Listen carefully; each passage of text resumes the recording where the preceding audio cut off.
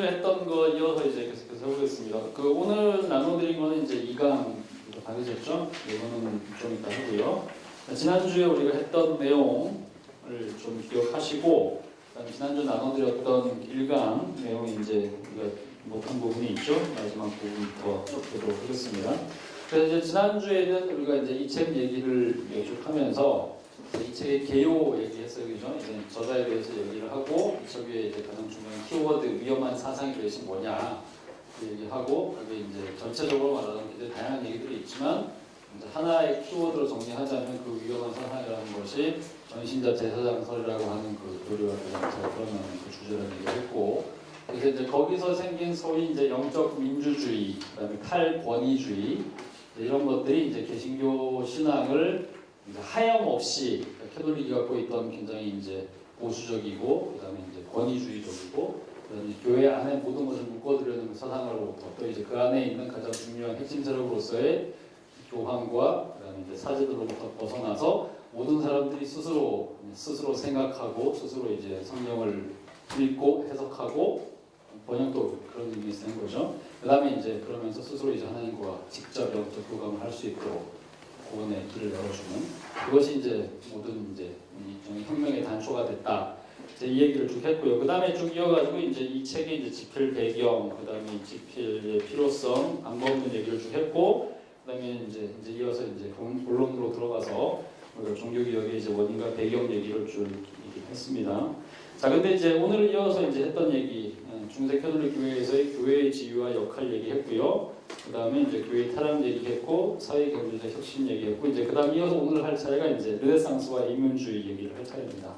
근데 이제 지난주에 했던 교회 얘기를 이제 우리가 쭉 하면서 조금 이제 이어서 한번 더 해보도록 하겠습니다. 자, 이거 좀 보시면요. 이거 크게 하는 건가? 이건가? 제일 크게 하는 게 이건가? 아닌데, 그죠? 이건가? 잘 보이시죠? 자, 일단 이제 교회 얘기를 하면서 이제 우리가 캐톨릭 교회가 이제 교회라는 것을 얼만큼 귀중하게 생각하는가에 대한 얘기를 지난주에 했었는데, 이제 그 중세 이전에 이제 초대교회의 가장 마지막 교구 중에 한 사람이었던 키프리아누스 지난 얘기주에 얘기했었죠. 기억하시죠? 자, 키프리아누스가 했던 가장 중요한 얘기가 뭐라고요? 한마디로 이제 그때 표현이 교회 밖에는 구원이 없다, 이렇게 얘기를 한 거죠.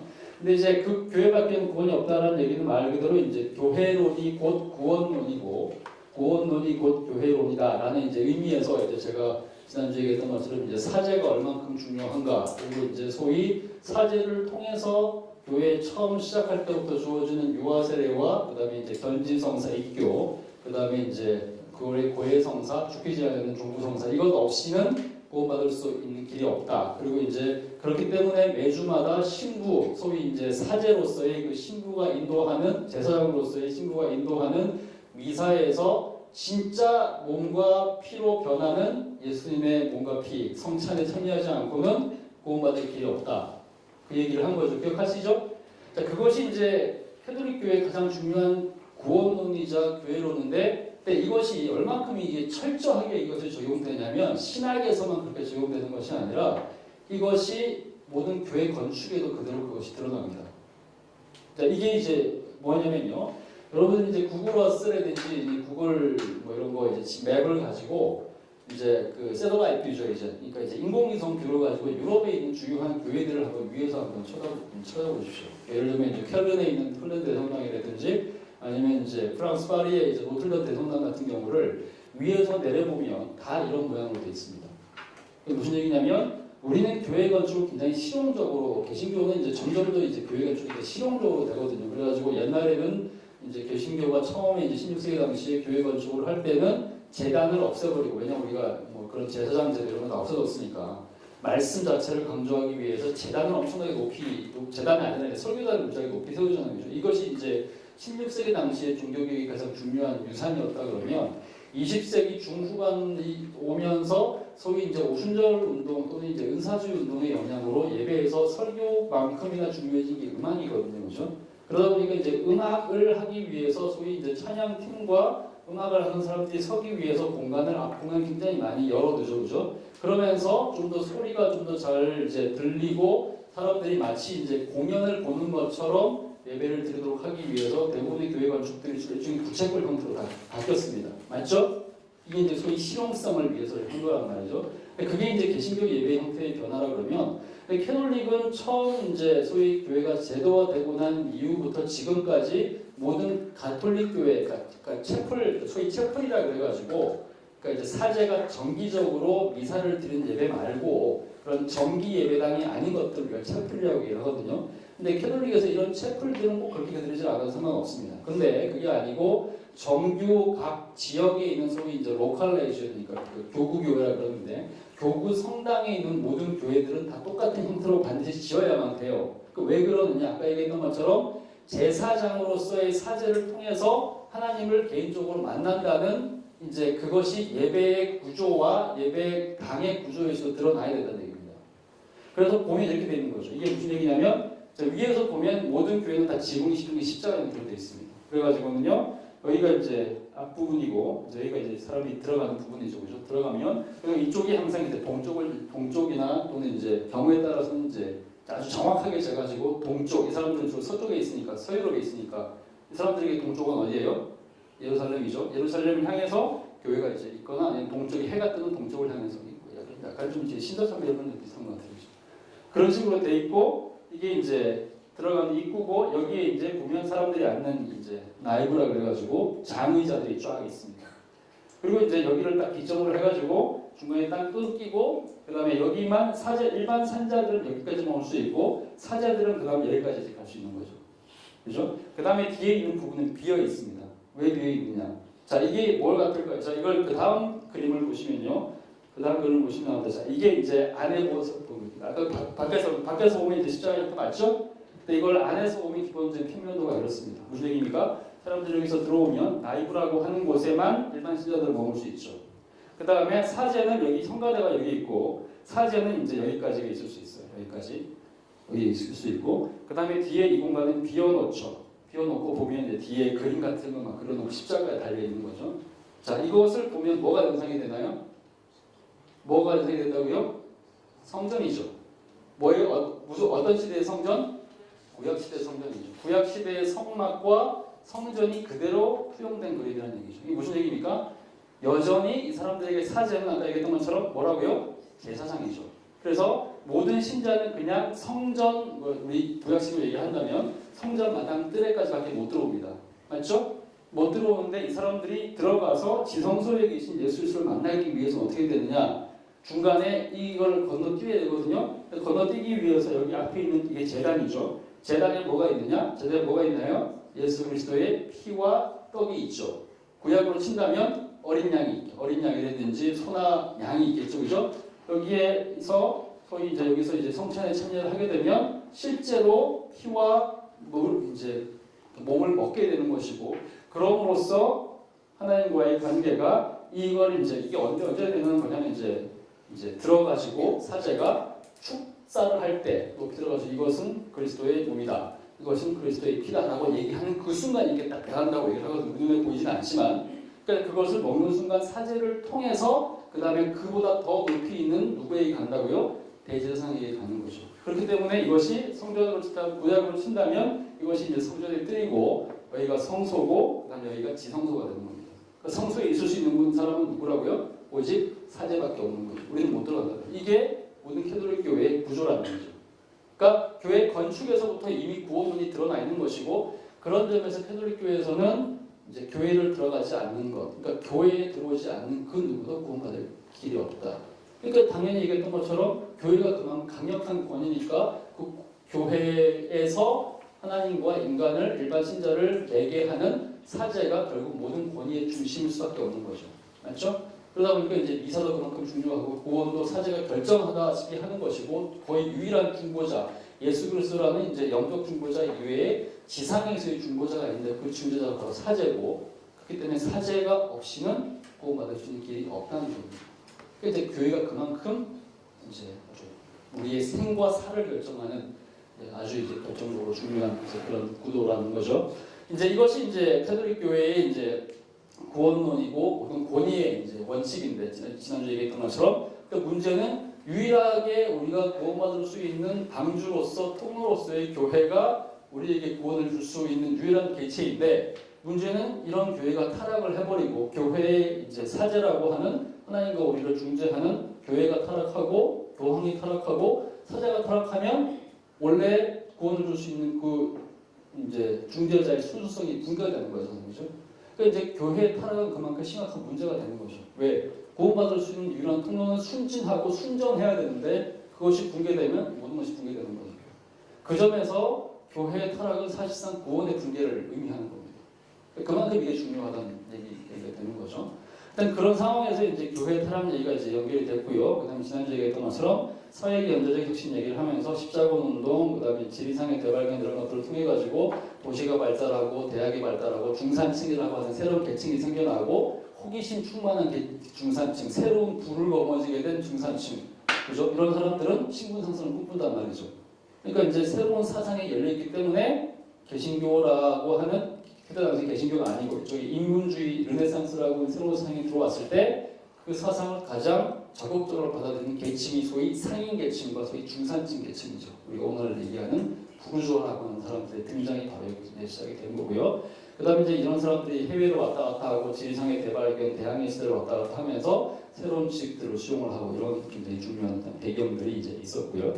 자, 그 다음에 이제 우리가 할 굉장히 중요한 내용이 이제 이 모든 것들이 이제 굉장히 중요한데 이 모든 폭발적인 어떤 사회 문화적 배경 속에서 아무래도 이제 기독교의 이제 개혁, 개신교라는 이 객체가 탄생하게 된 과정에서는 아무래도 이제 신학의 일종의 지성의 영역이 있기 때문에 그죠? 그 지성의 영역에서 가장 큰 변화를 준 지성적인 혁명의 근원을 찾아야 됩니다.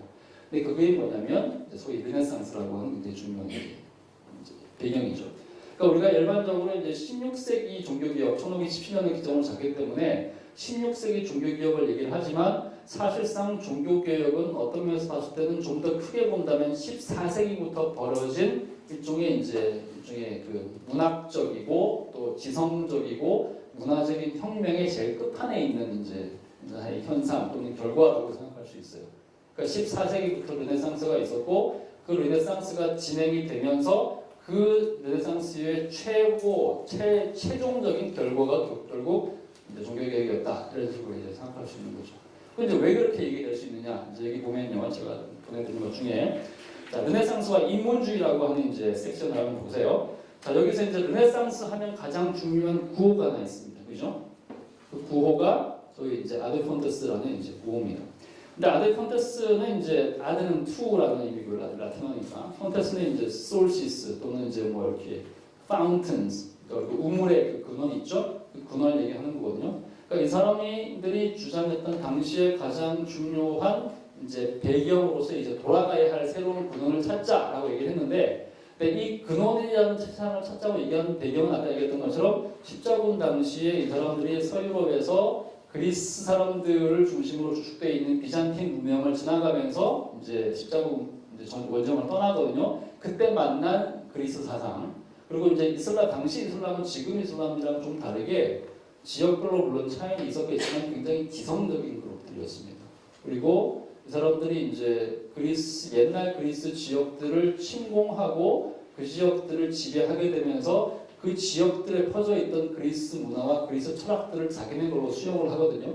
그러니까 중세 시대에 사실상 학문적으로 굉장히 이제 어떤 면에서는 서유럽은 좀 열등했다고 얘기할 수 있는데 당시에 지성의 최고봉이라고 해서 있었던 그리스와 로마의 문명을 실제로 수용하면서 그것을 자기네 학문에다가 이제 적용한 사람들은 오히려 이제 이슬람권에 있는 사람들이었어요. 그러다 보니까 이제 특히 이제 이슬람권 중에서도 이제 북아프리카, 알렉산드리아 이런 데서 이제 옛날에 어마어마한 학문들이 발달했던 거기를 지배했던 사람들.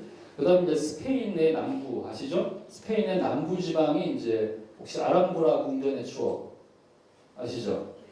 그 한번 아시니까 이제 음악을 한번 음악 있잖아요, 그죠? 기타 치는 나무에서 나는 음악. 그 아람브라 궁전이 이제 무슨 아람브라 알함브라 아니까 이거 완전히 이름 자체가 의존된 거죠. 그러니까 이슬람이거든요. 이제 지리적으로 봤을 때 오늘날의 그 튀니지 옆에 그 튀어나온 그 나라 뭐예요? 모로코, 그죠? 모로코가에서 바다를 건너 지중해를 건너면 바로 스페인인데 스페인의 맨 밑에 튀어나와 있는 아주 조그만 이제 하나의 그 해협이 하나가 있죠, 그죠? 그러니까 지브롤터 해협입니다. 영국령이죠. 그 지브롤터 해협하고 이제 모로코는 굉장히 가까워요. 모로코에서 보면 지브롤터 해협이 보이고 지브롤터 해협에서 보면 모로코가 보입니다. 그러니까 아프리카하고 여기 왔다 갔다 하는 게 굉장히 어렵지 않았단 말이죠. 근데 당시에 이제 이슬람들이 당시 이제 아랍에서 건성을 한 다음에 북아프리카를 다 점령을 하죠, 그죠? 사하라 북쪽을 다 점령을 하면서 최종적으로 점령을 한 다음에 서쪽으로까지 가가지고 이 지브롤터 해협을 통해가지고 이제 유럽으로 올라가거든요, 그죠? 그래가지고는 스페인의 거의 3분의 2 정도를 점령을 합니다, 그죠? 근데 이 지역에서 이제 번성한 문화가 소위 이제 무어, 우리가 일반적으로 무어 문화라고 얘기를 하는데 MOR. 그러니까 무어라는 이름이 뭐냐면 이제 그 무슬림 할 때 연결된 그 용어입니다. 검다라는 의미에서 무어. 그래서 우리가 옛날에 이제 중세 문화 이런 무어인들 이런 표현이 많이 나오죠. 그 무어인들이 검은 사람들, 이슬람 사람들 얘기하는 거고. 그래서 MR이라는 단어가 이제 이제 액센트가 아니라 이제 이 발음이 중요한데 혹시 이제 필리핀도 여러분 이제 좀 아시는 분들이 계시겠지만 필리핀은 기본적으로 캐톨릭 국가잖아요. 90몇 %가 캐톨릭이거든요, 그죠? 근데 그리고 개신교인들이 요즘 악번성하고 있고, 근데 그 캐톨릭인 이 지역에서 유일하게 무슬림으로 남아 있으면서 지금도 정부랑 무지하게 싸우는 한 그룹이 있습니다. 들어보셨나요? 주로 이제 남쪽에 있는 그 지역에 있는 사람들인데 그 사람들을 이제 모로 이제 이슬람 해방 전선이라는 표현을 씁니다. 모로. 근데 거기서 말하는 모로 있죠? MR이죠? 그 모로하고 무어인 할 때 그 MR이 같은 거죠. 그 무슬림을 표현할 때 기본적으로 쓰는 표현이 이제 모로 할 때 MR이라는 그 표현이거든요. 그러니까 이 사람들이 건너가가지고 이제 거기서 활동을 하게 되면서 사실상 어떤 면에서 이제 이 사람들이 이제 원래 유럽 사람 원래 이제 원래 이제 북아프리카는 다 저쪽 영토였으니까 특히 알렉산드리아, 이집트 오늘 그쪽은 다 비잔틴 제국의 문명이었기 때문에 이 지역에서 이제 있었던 그리스 문명과 어마어마한 신학적인 유산들이 사람들이 다 흡수를 하거든요. 그러면서 이제 그것들을 가져다가 스페인 남부의 이 사람들이 거기서 자기네 문명을 건설하면서 이슬람 신학과 철학 안에 이 그리스 문명을 다 보존을 하는 거죠. 그러면서 아리스토텔레스와 같은 사람들을 비롯해서 그 이후의 모든 철학적인 사람들이 다 보존을 하고 있단 말이죠. 그런데 이제 중세 시대는 이제 그런 것들이 전혀 없었던 상황이었고, 그런 건 다 상실된 그런 상황이었던 거란 말이죠. 근데 이제 십자군 운동 이후에 또 지리산의 대발견 이후에 사람들이 나가가지고 봤더니 야 무슬림권 안에 어마어마한 문명들이 남아 있는 거죠. 우리 소위 서양 문명의 기원이었던 그리스 로마 문명, 그레코 로마 문명을 우리는 보존을 못했는데 그것을 갖고 있는 사람들이 누구였냐? 이 사람이 무슬림들이라는 얘기예요. 그러다 보니까 이제 여기 있는 사람들이랑 교제를 하면서 이 사람들로부터 옛 문명, 자기들의 옛 추억이었던 소위 폰테스죠. 그 파운튼이라고 하는 그 근원을 이 사람들로부터 취해서 가져오죠. 이것이 소위 르네상스의 시작입니다. 그죠? 그래서 르네상스가 이제 아드 폰테스라는 개념을 가지고 소위 이제 그리스와 로마로 돌아가자라는 이제 이런 의미를 가지고 당시 시작을 하게 됐는데, 근데 이제 이 그리스와 로마의 문명을 가져오자라는 그 운동, 아드 폰테스라고 하는 르네상스 문예 부흥 운동을 시작을 한 이후에도, 근데 이제 그러니까 유럽의 남쪽하고 북쪽은 이것을 조금 다른 형태로 수용을 합니다.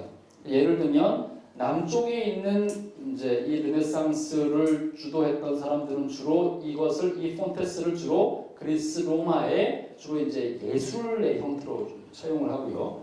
북쪽에 있는 사람은 좀 더 지성적인 형태로 주로 학문과 언어의 형태로 사용을 했다고 생각하시면 좋아요. 자, 그렇기 때문에 우리가 잘 아는 것처럼 르네상스 시대에 어마어마하게 위대한 이제 화가들과 조각가들이 있죠. 여러분 다 될 수 있죠. 누가 있나요? 다빈치가 있고 미켈란젤로가 있고 라파엘로 같은 사람들이 있죠, 그죠? 그런 사람들은 다 어디 사람들? 북쪽 사람들이에요? 아니죠. 다 어디 사람들이에요? 남쪽 사람들이거든요. 이태리 같은 사람들이거든요. 자, 그래서 이제 이때부터 이제 발견된 굉장히 중요한 이제 요소가 바로 이런 겁니다. 자, 이걸 보시면요. 자, 중세와 이제 르네상스 시대의 굉장히 그림의 차이를 보여주는 건데요.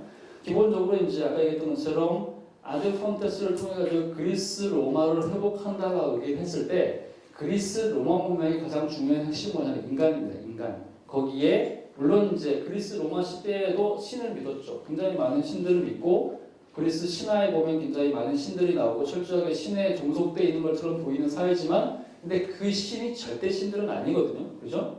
우리가 제우스 알고 그다음에 뭐 이렇게 아프로디테도 알고 비너스 그다음에 뭐 이렇게 아폴로도 알지만 이 신들은 각자 자기가 통치하는 영역들이 있어요. 그리고 이 신들이 한편으로는 신들이지만 한편으로는 굉장히 인간적이죠. 인간처럼 사랑하고 질투하고 지네끼리 쌈박질하고 지네끼리 막 싸우고 바람피고 뭐 아내라고 해서 쫓겨나고 세계에서 가장 강력한 신인 제우스 맨날 헤라한테 두드려 맞고 도망가고 막 그죠? 바람 피웠다고 쫓겨나고 맨날 그러잖아요. 인간이랑 똑같거든요. 더하기도 하고 그죠? 이게 이제 굉장히 인간적인 신입니다. 근데 이 신과는 달리 중세의 신은 굉장히 우리가 알고 있는 기독교의 신은 아주 절대적인 신이고 우리가 인간이 뭐 이렇게 간섭할 수도 없고 인간이 관여할 수도 있고 대응할 수 있는 그런 신도 아니란 말이야. 절대적인 신이거든요. 굉장히 큰 차이예요. 그러다 보니까 같은 신을 믿는 시기이고 시대이긴 하지만 그리스 로마는 굉장히 인간적이고 굉장히 인간이 중심에 있는 신도 인간적이기 때문에 인간적인 시대였고 그 다음에 중세는 철저하게 신 중심의 시대입니다. 그래서 이제 이것을 이제 어떻게 이제 구별할 수 있냐면 그림을 통해서 이게 대체적으로 구별이 됩니다. 자, 이것이 이제 중세 시대의 그림인데요. 자, 이게 아주 전형적인 중세 시대의 그림인데 중세 시대의 그림의 특징은 어쨌든 간에 전반적으로 평면. 그러니까 이건 무슨 얘기냐면 이거는 이제 그 르네상스 시대에 의해서 이제 원근법이라는 것이 이제 발명이 됐기 때문에 그림을 그리는 과정에서 그래서 이제 앞과 뒤가 이렇게 되는데 네, 그렇기 때문에 중세는 그런 것이 없는 상태로 그림들지만 이렇게 평면적이에요. 네, 그것보다 더 중요한 것은 뭐냐면 어쨌든 간에 중세에는 모든 그림이 철저하게 소위 이제 굉장히 디바인하다는 거죠. 무슨 얘기냐면 이제 그러니까 성경에 나오는 내용이나 신에 대한 내용이나 굉장히 거룩한 것들을 이제 대체로 항상 이제 나옵니다. 그래서 대개 보면 성경에 대한 얘기들이 많이 나오고 신적 존재로서의 뭐 예수 그리스도, 마리아, 그다음에 천사들이 항상 나오고요, 그죠? 하나님 막 나오고. 그다음에 이제 사람들이 나오는데 이 사람들도 항상 보면 성경과 관련된 사람들이거나 아니면 굉장히 이제 뭔가 종교적이거나 거룩한 그런 행동을 하는 사람들로 나오죠, 그렇죠?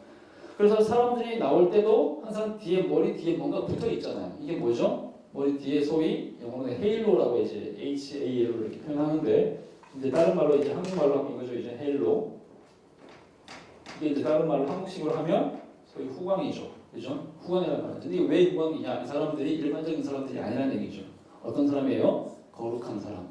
성이이자 성자라니까 그러니까 홀리라고 하는 세이크리드라고 하는 표현이 붙는 사람. 그러니까 사람이 사람이지만 그냥 사람이 아니고 사람인데 신적인 존재예요.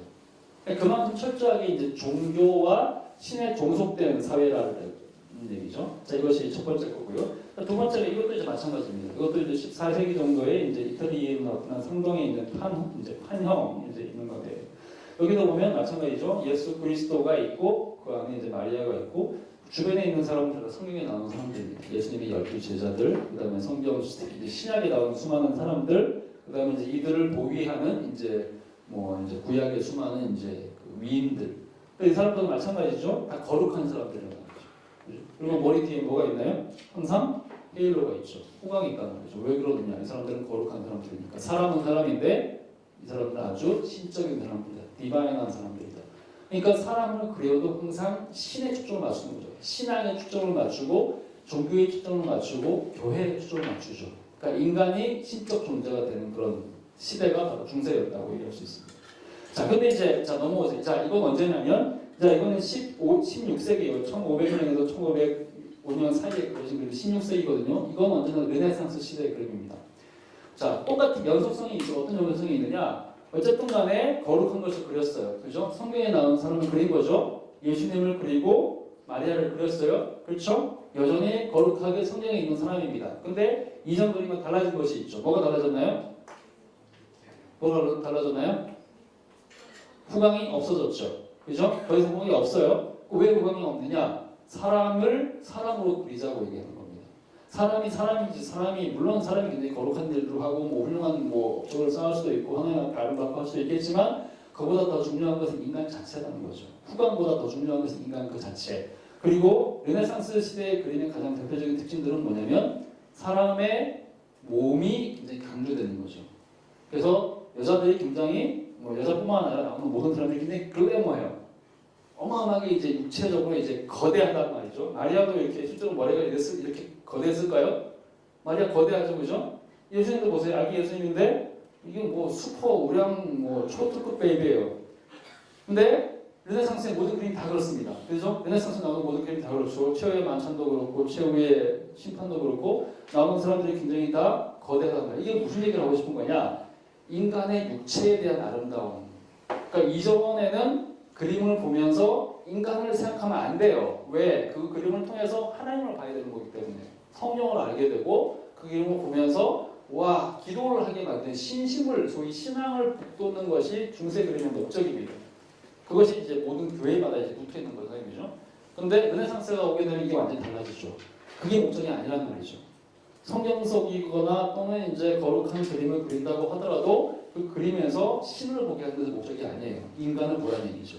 인간이 얼만큼 아름답고 찬란하고 아기를 먹이는 엄마의 손길, 그 다음에 인간 육체 자체의 아름다움 이런 걸 보게 만드는 거란 말이죠. 이것을 극명하게 보여주는 굉장히 중요한 신뢰가 이거는 이제 이것도 이제 중세 시대의 그림이고요. 미켈란젤로 그림이죠. 라팔로 그림이었어요. 그다음 이거는 이제 유명한 거죠. 이게 뭔가요? 조각인데 다비드상이죠. 누가 만든 건가요? 미켈란젤로 한 겁니다. 자, 미켈란젤로도 역시 이제 그 르네상스 시대 가장 위대한 철학자가 아니라 조각가 또는 화가 중에 한 사람인데, 자 다윗을 이 사람 다윗이잖아요, 그죠? 다윗은 어디 나오는 사람이에요? 성경에 나오는 사람이잖아요. 중세 시대였으면 이 그림 이렇게 그리면 안 되잖아요. 어떻게 그려야 되나요? 아주 이제 후광을 그리거나 그림 속 평면을 하든지 조각을 한다 그러면 어떻게 해야 돼요? 옷을 입혀야죠.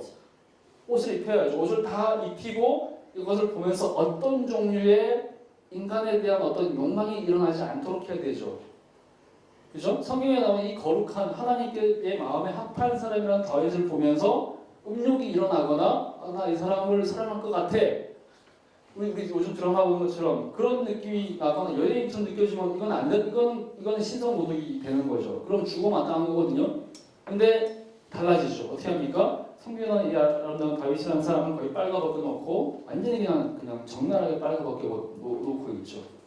그러면서 이제 이것을 여기서 통해서 보는 것은 우리에게 거룩한 신성을 일으키려고 하는 것이 아니라 얼만큼 사람이 아름다울 수 있는가. 마치 그리스의 이제 신조각을 만들어 놓은 것처럼 보이잖아요, 그죠?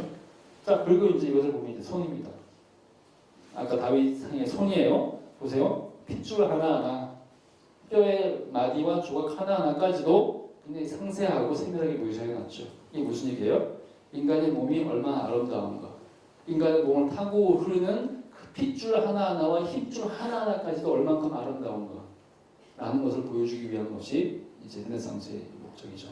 무슨 얘기냐면 기본적으로 신앙을 잃은 시대는 아닙니다. 여전히 굉장히 신적이고 여전히 신앙적인 사회예요. 그럼에도 불구하고 여기서 복원된 것은 뭐냐면 인간 자체라는 거죠. 그것을 이제 그리스 로마를 통해서 확인하고자 했던 것이 이제 르네상스였다고 볼 수 있습니다. 자, 이것은 근데 이제 남쪽 얘기고요. 이 남쪽 얘기였기 때문에 남쪽은 사실상 종교계랑 아주 특별한 관련은 없습니다. 그럼에도 불구하고 르네상스의 전반적인 틀에서 소위 이제 아드폰테스와 그리스 로마와 인간이라는 이 세 가지, 아드폰테스, 그리스 로마, 그 다음에 인간, 이 세 가지 주제라는 것과 관련해서는 북쪽과도 이것이 굉장히 깊은 관련이 있습니다. 자, 종교개혁과 이제 특별하게 관련이 있는 르네상스는 주로 이제 북쪽이죠.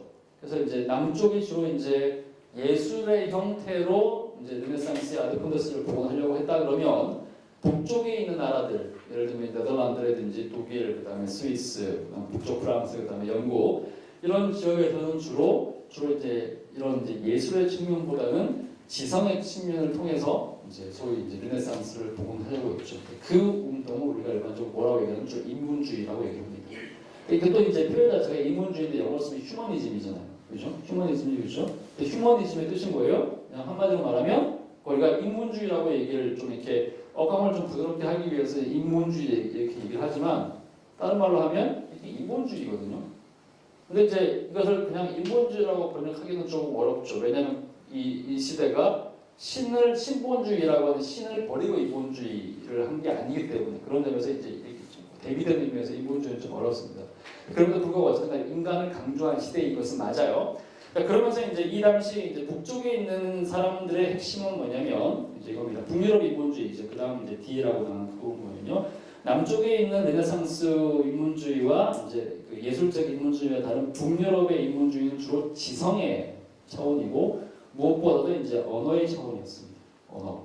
그리스어, 그죠? 우리가 그 다음에 당시에 이제 가장 위대한 고전 언어였다. 그리스가 쓴 게 그리스 언어고, 로마가 쓴 언어가 하나는 이제 로마의 서쪽에서 쓴 언어는 라틴어, 그죠? 그다음 로마의 동쪽에서 쓴 언어는 그리스어, 그죠? 그리고 그 당시가 이제 중세의 연장선상에 있었기 때문에 그 다음에 또 하나의 고전으로서 이제 성경이 쓰여진 또 다른 언어였던 히브리어, 이 세 가지, 그러니까 그리스어와 라틴어와 히브리어 이 세 가지를 이제 복원하는 것이 이제 북유럽 르네상스의 가장 중요한 이제 목표 중에 하나였죠. 하여튼 그러면서 이제 북유럽에서는 이제 이런 종류의 인문주의가 등장을 하게 되면서 사실상 르네상스라는 것이 말하자면 이제 그리스어와 이제 그리스어, 라틴어, 그다음에 이제 히브리어를 읽을 수 있는 일종의 지성인들을 양성하는 것이 가장 중요한 목표 중에 하나였어요. 그래서 이제 대표적으로 이제 우리가 이제 종교 얘기를 할 때 종교개혁에서 이제 예를 들면 이제 루터 같은 경우는 이제 꼭 르네상스 인문주의 영향을 받은 사람이라고 보기 좀 힘든데 처음부터 수동에 있었기 때문에 소위 이제 개혁파라고 하는 이제 그 우리가 알고 있는 칼빈주의 또는 이제 치빙글리, 스미스 계열에 있는 사람들은 다 소위 인문주의 계열로 공부를 한 사람들이거든요. 처음부터 신학 공부를 한 사람들이 아니었어요. 이제 종합 당시에 이제 유행하고 있던 인문주의의 이상을 따라서 제일 먼저 이제 프랑스 파리나 아니면 이제 뭐 비행기라든지 아니면 이제 뭐 하이델베르크 이런 데를 가가지고 이 사람들이 제일 먼저 공부한 게 법학 공부를 했죠. 법을 공부했던 얘기는 뭐냐면 기본적으로 출세하려고 하는 욕망도 있었겠지만 법을 공부한다는 것 자체는 뭐냐면 로마를 따르겠다는 의미입니다. 그렇죠? 우리가 아는 것처럼 그리스는 주로 철학의 나라였던 반면에 로마는 주로 이제 법으로 유명하고 법의 체계, 오늘날 우리가 알고 있는 서양의 모든 법의 체계를 만든 사람이 로마잖아요. 그러니까 법을 공부하면서 이제 로마를 따르고 로마 사람들이 썼던 라틴어를 공부를 하고 그리고 이제 동시에 철학을 이제 공부를 하면서 이것들을 모든 학문과 지성의 이제 삶으로서 수용을 하고 그 다음에 이 사람들이 종교개혁을 이어나가게 되면서 그 다음에 법을 이어서 공부하는 것들이 신학이거든요. 그러니까 무슨 얘기냐면 이 사람들은 모든 기본적인 종교개혁의 행위는 소위 인문주의라고 하는 틀 속에서 이제 행해진 거죠. 근데 그것을 이제 상징적으로 보여주는 가장 이제 중요한 인물이 누구였냐면 에라스무스라는 인물입니다. 그것이 이제 얘기예요. 자, 에라스무스를 보시면 1466년부터 1536년이니까 이제 루터보다 이제 조금 더 이제 일찍 태어난 사람입니다. 근데 에라스무스라는 사람이 갖고 있는 굉장히 중요한 역할이 있어요. 그러니까 우리가 이제 종교개혁 얘기를 할 때 주로 이제 루터부터 이제 시작을 하고 그래서 에라스무스 얘기를 하지 않는데 근데 이제 우리가 에라스무스의 생애를 전반적으로 쭉 살펴보면 결국에는 최종적으로 봤을 때 에라스무스가 캐톨릭을 버리질 않았습니다. 캐톨릭을 버리질 않고 최종적으로는 마치 루터처럼 될 것처럼 하다가 다시 돌아와서 이제 캐톨릭 교회의 품으로 돌아가긴 하거든요. 근데 그럼에도 불구하고 사실상 에라스무스가 한 역할을 전체적으로 공정하게 평가를 한다면 루터가 가는 길을 실제로 완벽하게 닦아준 사람은 어떤 면에서는 에라스무스라고 해도 과언이 아닙니다. 그러니까 여러 면에서 이제 좀 대주던 인물이긴 한데, 근데 왜 그랬냐면 이제 이런 거죠. 말하자면 이제 오늘날 같은 경우도 이제 마찬가지겠지만 2차 대전 정도부터가 되면 전쟁을 할 때 이제 소위 이제 그 보병들이 막 나와가지고 이렇게 막 돌격 앞으로 하기 이전에 실제로 이제 그 이전에 하늘에서 엄청나게 이제 폭격을 가지고 있죠. 비행기들이 막 가가지고 땅을 막 초토화를 시켜버리거나 아니면 뒤에서 이제 대참호에서 이제 대포들을 막 쏴가지고 그냥 일막타진을 이제 거의 이제 만약에 상대편 이제 그 군사가 100명이 있다 그러면 한 7, 80명을 죽여놓은 상태에서 그 다음에 이제 돌격 앞으로를 해 나간단 말이죠. 에라스무스가 한 역할을 말하자면 일종의 공중전을 하는 거라고 얘기하시면 좋아요. 하늘에서 폭격을 해준 그런 역할, 그 다음에 뒤에서 어마어마한 고사포들을 막 쏘아가지고 반대편에 이제 상대편의 참호를 적의 참호를 거의 초토화시킨 그 역할을 했던 사람이 사실상 에라스무스라고 할 수 있습니다. 근데 문제는 뭐냐? 에라스무스는 공중 폭격을 하고 뒤에서 대포를 쐈는데 돌격 앞으로 안 했어요. 안 간단 말이죠. 그리고는 루터를 내보낸 거죠. 칼빈. 이게 말하자면 에라스무스의 역할을 생각하시면 되죠. 근데 어쨌든 그런 점에서 이제 직접 가지는 않았지만 후반에서 어마어마한 역할을 했던 사람이 이제 에라스무스였습니다. 왜 그러느냐? 한번 보세요. 에라스무스가 1503년에 쓴 책이 에라스무스가 쓴 책인데 이게 16세기 딱 시작된 시점이죠, 그죠? 1503년에 보면 이 사람이 그리스도의 군사에게 주는 안내서라고 하는 책을 하나 발간을 합니다. 인쇄술이 발명되고 난 바로 직후죠. 그러니까 구텐베르크의 이제 인쇄술이 발명이 되면서 사실상 이 혁명이 시작됐다고 할 수 있는데, 그 르네상스의 혁명. 근데 이때 당시에 이제 이 사람이 쓴 가장 중요한 책 중에 하나가 그리스도의 군사에게 주는 안내서입니다. 근데 그리스도의 군사라는 얘기는 이제 그리스도를 믿는 신자를 얘기하는 거죠, 그죠? 근데 이 책의 핵심은 뭐냐면 이 얘기입니다. 교육받은 평신도가 교회 및 사회를 비판하고 개혁하는 주체로 등장한다는 것이 이제 이 사람의 주장의 요체입니다. 자, 아까 얘기했던 거 기억해 보세요. 중세 신학에서는 철저하게 사제와 평신도는 완벽하게 구별된 역할입니다. 맞죠?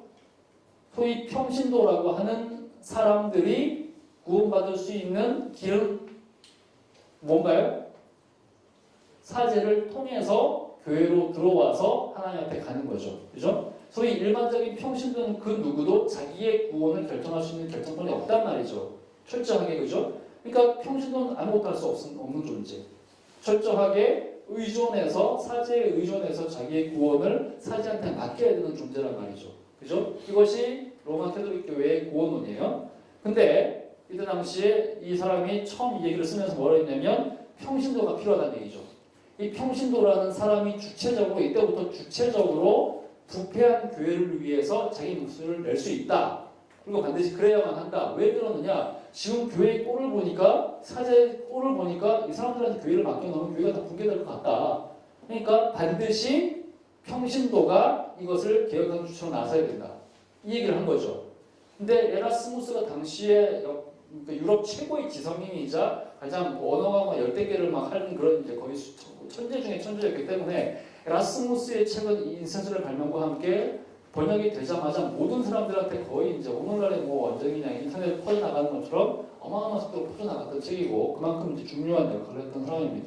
그러니까 이제 에라스무스를 우리가 왜 더 중요하게 평가를 해야 되냐면 말하자면 루터의 책은 개신교라는 것을 어마어마하게 이제 시작된 주체이긴 하지만 루터를 파라고 하는 사람들은 소위 루터파, 루터를 따르는 사람들, 루터파라는 교파로 구성된 사람들이고 그 외교의 사람들한테 적대적 대상이 됐죠, 그렇죠?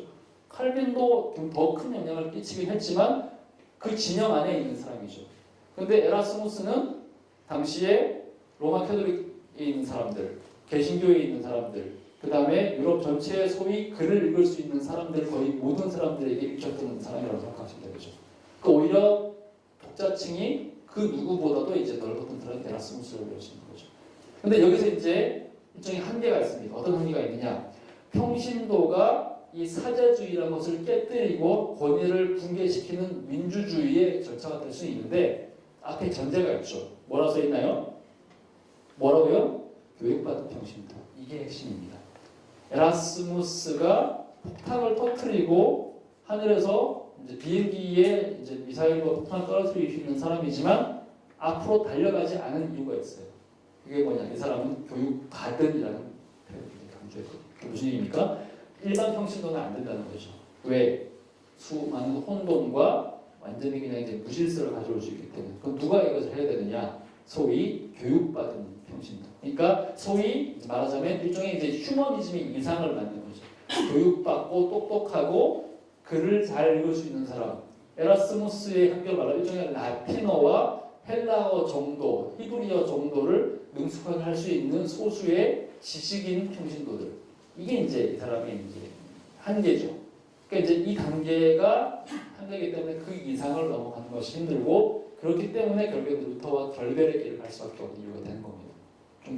종교계에서는 결국에는 이제 루터 같은 경우에 만인대상설, 전신대상설 얘기하면서 평신도의 역할을 더 강조했기 때문에 이제는 이제 갈라지게 되는 거죠. 그 다음에 이제 1512년에 이제 우신예찬을 보면 우신예찬 굉장히 유명한 이 책은 아시죠? 제일 유명한 책이 이제 우신예찬인데 어리석은 그러니까 우신 어리석은 신의 입을 빌어서 이제 당시의 사람들을 막 그러니까 당시의 성직자들과 왕과 귀족들을 막 찬양하는 내용이에요. 찬사. 근데 이게 그냥 찬사가 아니죠. 일종의 이제 그 사키즘이죠. 그러니까 풍자, 조롱 같은 그런 내용들이죠. 그래서 당시에 이제 귀족층과 소위 권위를 갖고 있는 사람들의 허위 관념과 이제 권위, 오만과 독단, 부조리와 부패로 다툰 당시의 이제 정치를 이제 풍자하는 것이 이제 우신 예찬인데 이 책은 이제 오늘날까지도 에라스무스가 쓴 모든 책 중에 가장 많이 읽히는 책이 바로 이 책이죠. 또 우리가 뭐 그리스도의 군사에게 주는 안내서라든지 아니면 이 사람이 번역한 그리스 신약책 이런 거 아무도 안 읽잖아요. 누가 읽고 있어요? 학자들만 읽고 있지. 근데 우신 예찬은 우리가 읽을 수 있죠. 그 문고판 100몇십 권 시리즈 안에 세계의 고전 우신 예찬 나오잖아요. 그죠? 지금 한국에도 몇 개의 번역판들이 있거든요. 그러니까 이제 우신 예찬은 지금까지 팔리는 굉장히 대중적인 책인데, 근데 이 책이 이제 기본적으로 이제 당시 권위자들을 조롱했다라는 이제 의미에서 이제 그 이전 시대에 이런 얘기를 했었으면 다 잡혀가 죽는 거죠. 사형당하고 지난주에 얘기했던 것처럼. 에라스무스는 안 죽었거든요. 왜 안 죽었느냐? 에라스무스는 그만큼 어마어마한 사람들의 지지를 갖고 있었기 때문에 에라스무스를 죽이는 것은 교회가 결국에는 폭동으로 인해서 망하는 거나 마찬가지가 되는 거죠. 그러니까 안 죽인단 말이죠. 그만큼 이제 에라스무스의 영향이 컸다는 얘기죠. 자, 그 다음에 이제 더 중요한 종교개혁 그 자체, 종교의 개혁이라는 그 자체만 봤을 때 가장 중요한 것은 뭐냐면 그리스어 신학 성경입니다. 자, 이것이 굉장히 중요한데 이게 왜 중요한 것이냐? 지난주에 얘기했던 것처럼, 아까 얘기했던 것처럼 교회라는 것을 통해서만 구원받을 수 있고, 그죠? 교회에 있는 그 사제를 통해서만 구원받을 수 있기 때문에 구원의 방도를 설명해 놓은 그 성경을 해석할 수 있는 유일한 권위도 누구한테 있느냐? 소위 사제들한테만 있죠. 그것도 이제 일반 사제들, 무식한 일반 사제들 말고 소위 교황과 교도권이라는 표현을 씁니다. 이게 뭐냐면 이건 이제 교는 가르칠 교자고요. 도는 도거든요. 고는 권한이에요. 무슨 얘기냐? 도를 가르칠 수 있는 권한이 있는 사람들. 그러니까 중세와 이제 캐톨릭 교회에서의 교도권을 가진 사람들은 누구냐면 소위 고위 성직자들과 신학자들입니다. 그러니까 교황과 추기경과 이제 그러니까 높이 있는 대주교 같은 주교급에 있는 그런 성직자들과 그다음에 이제 교회의 신학자들이 이제 말하는 교도권을 갖고 있는 사람들이거든요. 근데 이런 사람들을 통해서만 이제 성경을 해석할 권한이 있고 그 사람들이 정해주는 것이 이제 정당한 해석이라는 거죠. 다른 사람들이 막 해석하면 이제 잡다하게 나오는 거니까. 그래서 그것만 가지고 이제 유일하게 이제 성경을 해석할 수 있기 때문에 근데 이런 사람들이 아무나 성경을 못 읽게 하기 위해서 결국에는 성경을 번역하지 않기로 결정을 한 거란 말이죠. 그 라틴어만 가지고 유지를 하는 거거든요. 근데 중세 당시에 이제 중세 시대에 이제 교회가 정한 표준 성경이 있어요. 표준 라틴어 성경. 그것을 이제 벌게이트, 영어로 벌게이트라고 하고 라틴어로 불가타라고 합니다. 근데 이게 뭐냐면 이제 그 그리스어를 이제 그리스어 신약을 이제 라틴어로 이제 번역을 해 놓은 성경이고 이 라틴어라고 하는 라틴어로 된 이 벌게이트 성경 불가타가 그거 교회의 유일한 권위란 말이죠. 근데 이제 에라스무스가 이 성경을 이 라틴어 성경을 쭉 보면서 이 사람이 생각하기에 이 불가타가 여러 면에서 번역상 오류가 있다라고 판단을 한 거죠. 그 왜 그러느냐? 어쨌든 간에 이제 성경은 우리가 잘 아는 것처럼 구약 성경은 히브리어로 쓰여졌고, 그다음 신약 성경은 어쨌든 간에 이것이 이제 그리스, 헬라어로 쓰여졌잖아요, 그죠? 근데 이것을 어쨌든 간에 불가타는 번역을 한 성경이거든요. 그러니까 번역을 하면 번역은 어쨌든 가장 완벽한 번역이라고 하더라도 원전을 그대로 똑같이 카피할 수는 없어요. 왜냐하면 어떤 언어든지 간에 1:1 대응이라는 것은 없기 때문에. 그렇죠, 그죠? 그러니까 이제 번역을 한 교회 이 사람들은 주로 이제 이걸 제롬이라고 하는 신학자가 번역을 했는데, 그다음 다른 사람들과 함께 번역을 했는데 이것이 이제 교회의 최종 권위로 지금까지 인정이 되어 왔는데, 에라스무스가 이제 신약 성경을 헬라어로 이제 쭉 봤더니 불가타에서 오류가 있는 것들이 많다라고 스스로 판단한 겁니다. 그래가지고는 이 사람이 이 그리스어 성경을 이제 수많은 이제 판본들, 소위 이제 사본들을 통해 가지고 집대성을 해가지고 자기 버전, 에라스무스의 버전의 그리스어 성경을 딱 이제 내놨는데, 그러면서 이 사람이 거기다가 이제 좀 해설과 주석 같은 것들을 다는 거죠. 그러면서 몇 가지 이제 불가타 성경의 오류를 지적을 합니다. 그 지적 중에 한 것이 뭐냐면, 예를 들면요, 요한복음 1장 5절에서 8절까지의 이제 삼위일체, 물론 이제 에라스무스가 삼위일체를 안 믿는 건 아닌데, 이제 에라스무스가 삼위일체를 믿기는 했는데 주로 이제 교회에서 삼위일체라는 것이 성경에 나와 있다는 것을 이제 인용하기 위해서 든 성경 구절이 요한복음 1장 5절에서 8절까지인데, 근데 이 성경이 불가타로 읽으면 정확히 우리가 알고 있는 것처럼 성부와 성자와 성령이 하나다라는 이제 그런 표현이 나온단 말이죠. 이 불가타에 보면 이 불가타 자체랑만 본다면, 근데 원래 이 성경의 히브리어, 그러니까 헬라어 원래 번역 원래 그 원전에는 이 표현 자체가 없어요. 또 무슨 얘기냐면 이 사람들이 성경에 원래 없는 거를 덧붙였다라는 결론이 나오는 거잖아요. 비록 삼일체를 믿는다고 하더라도 이게 무슨 얘기냐면 벌게이트라는 성경 자체가 뭔가 변개된 성경이라는 사람들한테 이제 확증을 주게 되는 거죠. 그러면 이 볼가타라는 성경 자체를 읽을 때 이전처럼 완벽한 권위를 갖고 읽을 수 없다는 것이 판명이 되는 거죠. 그죠? 그럼 교회의 권위가 흔들리게 되는 거죠. 더 결정적인 것이 있어요. 어떤 것이 있느냐? 마태복음 4장 17절에 보면 회개하라 천국이 가까운이라는 표현이 있죠. 그죠? 또는 이 마태복음 4장 17절 구절에 어쨌든 회개하라는 표현이 있는데, 근데 그거를 이제 당시 불가타라는 뭐라고 번역을 했냐면 이제 오늘의 캐톨릭식으로 말하자면 고해하라 이렇게 번역했습니다. 고해하라 또는 고해 성사하라, 참여하라 이런 식으로 이제 그에 해당하는 용어로 번역을 해놨어요. 이 성경을 그대로 읽고 그 다음에 사제들이 정한 대로 읽으면 어떻게 됩니까? 우리가 죄를 용서받기 위해서는 뭘 해야 되죠? 사제한테 가가지고 고해 성사를 해야 되는 거죠. 그게 아니면 죄를 용서받을 수 있는 길이 없다. 이런 식으로 이제 이야기를 하면서 그것을 이제 교회론 전체를 가지고 성경 전체를 가지고 그런 주장들을 할 수 있지만 어쨌든 간에 이 구절을 일종의 증거 구절로 삼았단 말이죠. 그런데 에라스무스가 딱 꺼내면서 이거 원래 그런 얘기 아니야.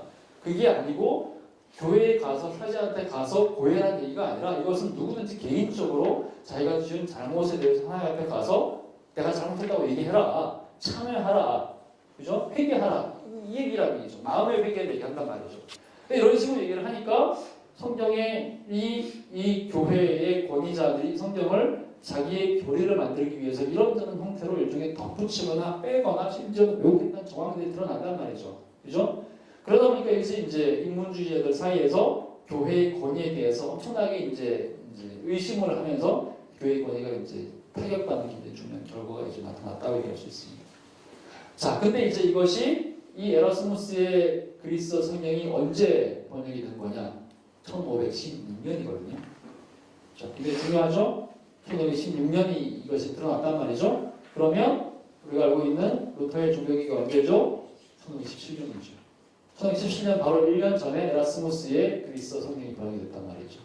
물론 이 루터는 에라스무스의 성경을 읽고 나서 그런 고민을 한 건 아닙니다. 좀 더 포괄적으로 더 많은 고민을 하게 된 건데, 근데 에라스무스 말고, 그러니까 루터 말고 그 이후에 소위 이제 인문주의 영향을 더 많이 받은 소위 개혁파 지도자들 있죠. 시민걸리, 칼뱅, 그다음에 부처, 클레어 파디우스 이런 종류의 이제 소위 스위스 개혁자들은 철저하게 인문주의 계열로서의 공부를 했는데 이 사람들에게 끼친 에라스무스의 영향력은 지대하거든요. 루터는 어떤 면에서 이제 에라스무스가 이제 척을 쥐고 등을 쥐는 관계였다 그러면 에라스무스는 사실상 이제 오히려 다른 개혁자들한테는 거의 이제 영웅 신적 존재처럼 추앙받았던 사람, 오히려 루터보다 더 사랑을 받았던 사람이 얘기할 수 있습니다. 그만큼 에라스무스의 역할이 컸다고 얘기할 수 있죠.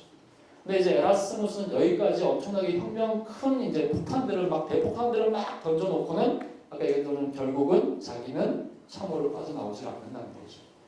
그 왜 그랬느냐? 이 사람은 소심대마왕이거든요.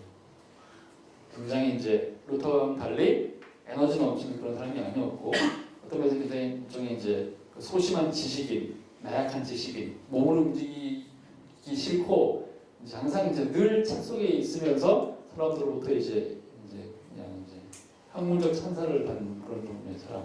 그리고 이제 굉장히 이제 전 싸우기를 싫어하는 사람이었기 때문에 이제 항상 이렇게 뭔가 이렇게 압박이 들어오면 나 이걸 철회한다라고 하면서 또 이제 풀고 그 다음에 이제 어떤 면에서 굉장히 관용적인 사람이었다고 할 수 있습니다. 그래서 이제 이후에 사실상 이제 에라스무스의 이제 이 시대의 관용적인 이제 이 인문주의 사상이 18세기 이후에 등장하는 소위 이제 유럽의 계몽주의 있죠. 모든 것을 관용하고 용서하고 다 자유롭게 풀어주고 사상의 자유를 이제 허용하는 그런 종류의 사상의 일종의 시조가 이제 에라스무스. 어떤 면에서는 반기독교적인 것처럼 느껴지죠. 에라스무스의 사상이 이제 그렇게 해결됐으니까. 근데 또 한편으로는 에라스무스는 종교개혁의 모든 기초를 놓은 사람이라는 말이죠. 그러니까 에라스무스는 이중적이죠. 한편으로는 반기독교적인 이후에 계몽주의의 틀을 놓은 사람, 또 한편으로는 바로 연결되는 종교개혁의 기틀을 놓은 사람. 그런 점에서 이제 에라스무스가 굉장히 중요한 역할을 했다고 할 수 있습니다. 대폭탄을 퍼부은 사람. 그런 점에서 이제 에라스무스는 굉장히 이제 재밌는 사람이라고 얘기할 수 있고요. 그래서 혹시 이제 여러분들 에라스무스에 대해서 관심이 좀 있으시면 어떤 면에서 이제 말하자면 이제 에라스무스는 오늘날의 네덜란드 정신의 구현을 한 사람이에요. 네덜란드 사람이거든요. 네덜란드는 굉장히 이중적이죠. 그죠? 왜 이중적인가요? 어떤 면에서는 기독교 사상 가운데서 가장 교리적으로 엄격하고 굉장히 배타적인 것으로 느껴지는 소위 개혁파 사상의 전당이 네덜란드잖아요. 그죠? 이제 장로교 개혁파 사상, 장로교가 아니라 이제 개혁교회와 연결 때 17세기 개혁파 생각하면 이제 그렇잖아요, 그죠? 근데 한편으로 네덜란드는 전 세계에서 가장 관용적인 나라입니다. 그거 아시죠? 전 세계에서 가장 빨리 소위 이제 뭐 동성애를 허용하고 마약 유도 이렇게 기본적으로 허용하고 그다음에 이제 모든 사람들이 자유롭게 자기 얘기를 할 수 있는 것을 이미 1950년대 이걸 다 풀어줬거든요. 네덜란드가. 그다음에 그러니까 굉장히 관용과 자유와 이 모든 것들이 다 허용되는 그런 종류의 나라가 이제 네덜란드입니다. 술도 다 옛날부터 없어졌고. 이제 이것은 에라스무스의 이제 그런 정신의 또 영향하에 그러니까 이중성이 이제 다 드러난다. 특이한 나라가 들어갔는데 여기에 이제 그런 것들이 다 배경이 있다고 볼 수 있습니다. 그러니까 오늘날의 이제 네덜란드는 사실상 이제 개혁파 신앙을 거의 다 잃어버린 나라가 됐기 때문에 결과적으로 그렇다면 이제 도르트 신조 당시의 그 신학자들과 에라스무스의 대결 구도 속에서 오늘날 승리한 사람은 누구냐? 에라스무스다라고 이제 얘기할 수도 있겠죠. 세속화의 시대에서는. 자, 그래서 이제 이것이 이제 지난주에 우리가 하기로 했던 이제 1강이었고요. 1강 얘기가 끝났습니다.